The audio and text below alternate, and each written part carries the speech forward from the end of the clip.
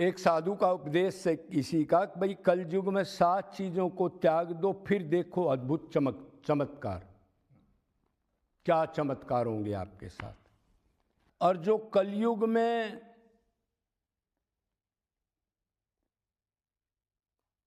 इनको नहीं त्यागते वो भक्ति में कामयाब नहीं हो सकते। तो वो कौन सी चीजें? देखो 5 चीज तो परीक्षित से भी कलयुग ने कहा था। उसने कहा भी देखो भी मेरे राज में एंट्री नहीं है, कलयुग का टाइम आ गया था। ये बात है लगभग 5200 साल पहले की। कलयुग ने कहा जी मेरा भी समय आ गया है, क्यों प्रकृति का नियम है कि वो एक बार टॉप होगी, डाउन होगी, डाउन होगी, खत्म होगी। तो अब कलह का युग और ये सारा सामान आ गया है, तो अब मैं क्या करूं? तो उसने कहा नहीं, उसने तीर कमान निकाले और उसने कहा जी मैं आपकी शरण हूं। तो वो तो परीक्षित तो घर में ही दर्शन कर लिए थी, कोई छोटी माया थोड़ी थी। और पांडव भगवत प्राप्त सारे उनका पुत्र था। तो उसने कहा भी शरण आ गया तो ठीक है, क्या चाहता है? अजी कोई स्थान तो मेरे को दे दो, मैं कहीं तो रहूंगा। तो उसने कहा तेरे लिए 4 स्थान हैं। कौन कौन से? परस्त्री, हिंसा, जुआ और नशा, शराब वगैरह। उसने कहा तू चारों में रह सकता है। उसने कहा जी ये तो बहुत सीमित है, मैं इतने दिन कलयुग के 4,32,000 का कैसे काटूंगा, कोई और को चीज दो। तो परीक्षित ने कहा चलो ठीक है, तू सोने में रह जा। और कलयुग खुश हो गया। सोना का मतलब धन दौलत, रुपया, पैसा, सोना।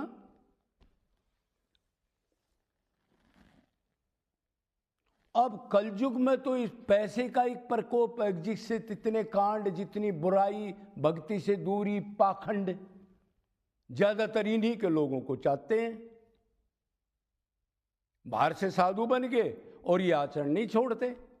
वो कैसे उसको भक्ति मिल सकती है? क्यों? भगवान तो अंतर्यामी है, जानता है नहीं ये क्या कर रहा है।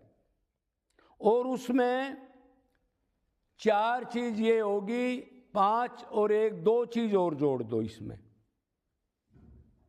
मान बढ़ाई और ईर्ष्या। क्यों कहा? कंचन तजना सहज है, सहज त्रिया का ने, मान बढ़ाई ईर्ष्या तजना दुर्लभ दोए।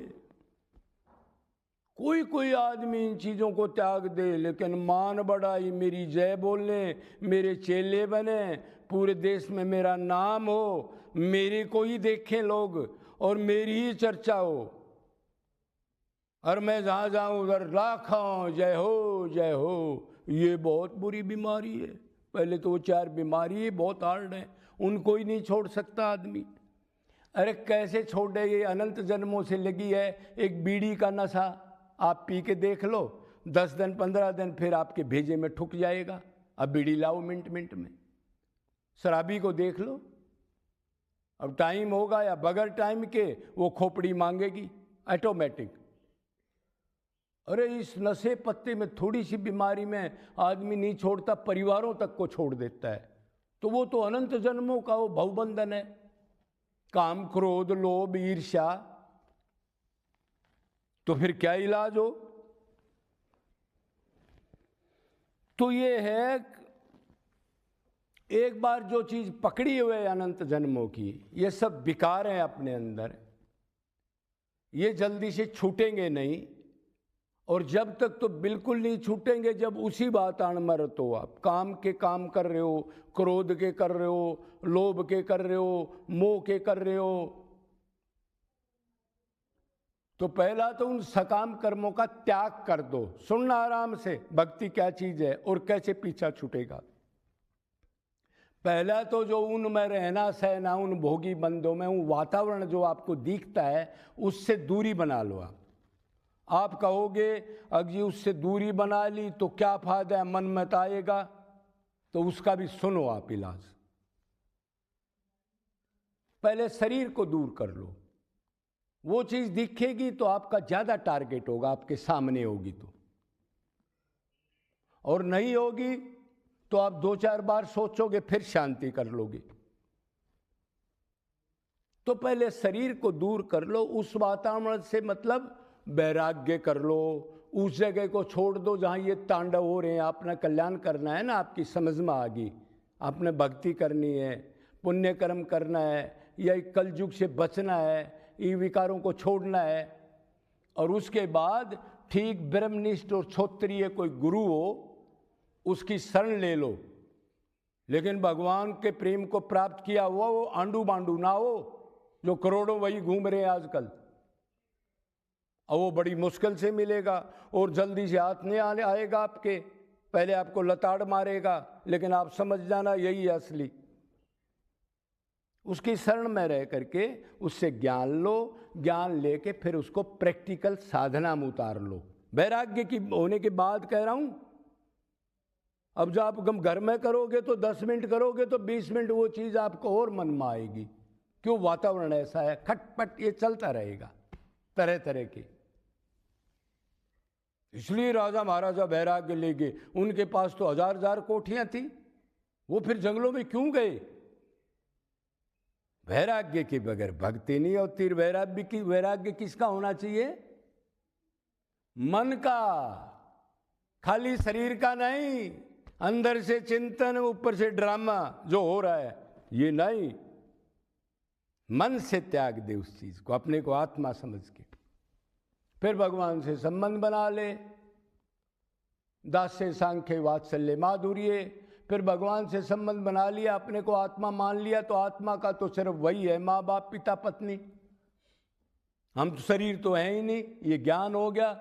शरीर के ये हैं जो आप छोड़ के आए हो, फिर उधर मत दो और भगवान का ही नाम जप, उसी की लीला गुण रूप का चिंतन, धाम का रहना या धाम का चिंतन,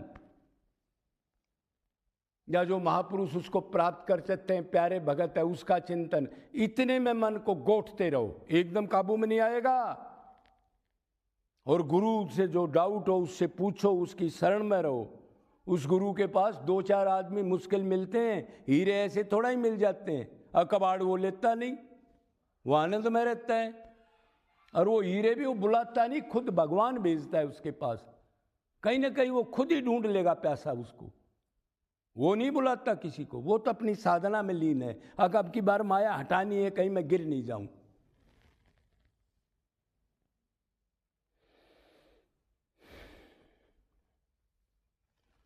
तो अगर आप उस लोभ का काम करोगे, घर के संसार में काम करोगे, तो उसमें लोभ आएगा, लोभ और बढ़ेगा।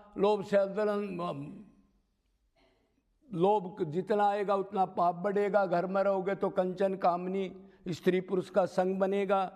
इसलिए उन चीज़ों से दूरी बना लो, भगवान की भक्ति करो। और घर से जो आपका हक है, प्रारब्ध से जो आपको मिला, आपका हक है ना घर के अंदर, पैसे का, जायदाद का, उसमें से वो हक लाओ, अपनी बढ़िया कुटिया बनाओ, साथ साथ पुण्य कर्म करो, दरख्त लगाओ, पशु पक्षियों की सेवा करो, नित्य गुरु की शरण रह के भजन करो। जब आप भजन में सात्विक भाव उत्पन्न होने लग जाएंगे आपकी, लोगों से दूरी बना लो। कुत्ते गधे बैठे रहेंगे, लेकिन विषयी लोगों को मत बैठाना, ना आपका सर्वनाश हो जाएगा। और सुधारने की कोशिश मत करो, सबसे बड़ी बीमारी है। थोड़ा सात्विक भाव आया, मैं दुनिया को सुधार दूंगा, लेक्चर दूंगा, कीर्तन कराऊंगा, माला कंठी बांटने लग जाता है, फिर गुरु भाव आ जाता है, फिर उसका पतन होना शुरू हो जाता है। बस अब उसका सर्वनाश निश्चित समझो। क्यों? अभी भगवत प्राप्ति तो हुई नहीं। पहले दुकान खोल ली, बोर्ड लगा दिया, दुकान में माल नहीं है, चेक काटने लग गया, बैंक में पैसा नहीं, तो अब क्या जेल होगी? मतलब फिर माया में आ गया। ये कर्म बिल्कुल नहीं करना जब तक अपना लक्ष्य हासिल ना हो। मूर्ख बन के अपनी बुराई फैला करके लोगों से दूर रहे। अब प्रेमी कोई हो तो उसका, कोई आ जाए तो उसका प्रेम की बात करे, तो ऐसे करके जैसे आप ये काम करोगे फिर भक्ति, तो ये कलयुग के अवगुण और दूसरा काम क्रोध लोभ सारे भागेंगे। ये कब भागते हैं? मायापति आएगा, श्री कृष्ण राम आएगा, हृदय में रोगे तब तो ये माया उसकी दासी है, ये बोरिया बिस्तर लेके भागेगी, पता भी नहीं लगेगा कब भाग होगी। प्यार करना है निरंतर निष्काम अनन्य भाव से, और लास्ट तक ये मानना है मैं कभी भी गिर सकता हूँ, मैं कोई साधु सूधु नहीं हूँ, अभी तो मैं पहली क्लास का हूँ। दीनता बनी रहे, तृण से ज़्यादा नीचा, वृक्ष से ज़्यादा सहनशील, दूसरे को मान दे, खूब दोषी माने अपने आप को। साधु वो है जो दोषी माने, अपने अंदर ये माने मैं कुछ नहीं हूँ और दूसरा अच्छा है। अच्छाई का भाव आ गया तो गुरु बनेगा, सर्वनाश हो जाएगा। तो ये मोटी मोटी बात समझ गए होगे। ये कलयुग से ऐसा बचा जाता है और ऐसे बचते हुए भगवान की भी प्राप्ति कर सकता है। लेकिन ये विकार जाएंगे तभी, ये माया के हैं, ये भगवान में मन लगाओगे, पुकारोगे, निष्काम भाव से रोओगे, तभी ये जाएंगे, सोचने से नहीं जाएंगे। विषय मिलेगा आप टूट जाओगे। तो आप समझ गए होगे, ज़्यादा का समझाना। बोलो कन्हैया लाल की।